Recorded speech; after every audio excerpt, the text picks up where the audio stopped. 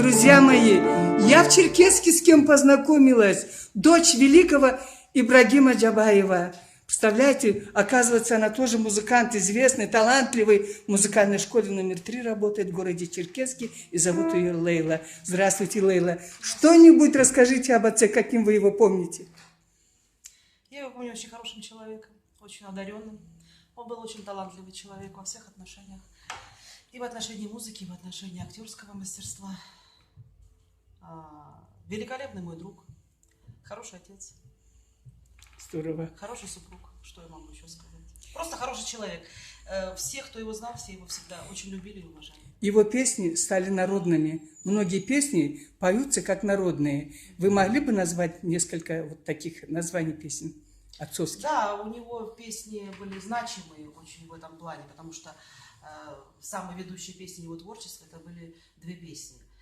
Песня Чабана, потому что он очень сильно любил свой народ. Очень любил народ. Эта песня Чабана как бы способствовала это, подтверждала эту его любовь, огромную любовь к его родине. И вторая песня, конечно, очень любил свою семью. Очень любил. Это песня «Орел». Да. Вот. И вот эти две песни ведущие, они делят его творчество на две половинки. Или туда, или сюда. Поэтому я считаю, что самые популярные, самые хорошие его песни. Но, конечно, у него очень много хороших песен. Он сочинял песни к спектаклям, когда работал в театре.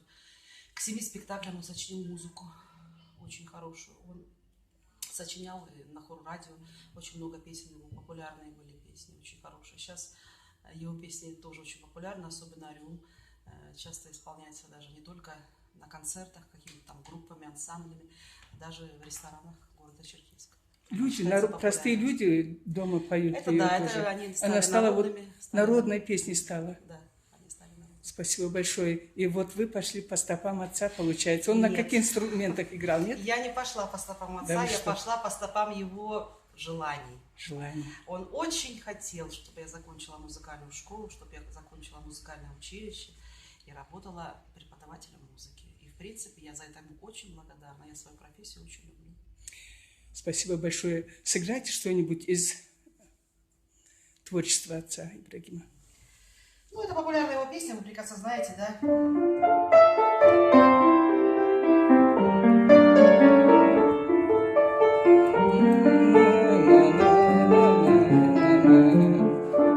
Это такая песня.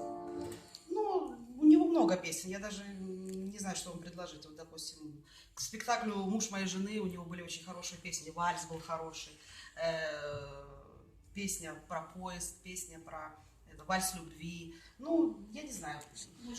Все понемножечку. Да.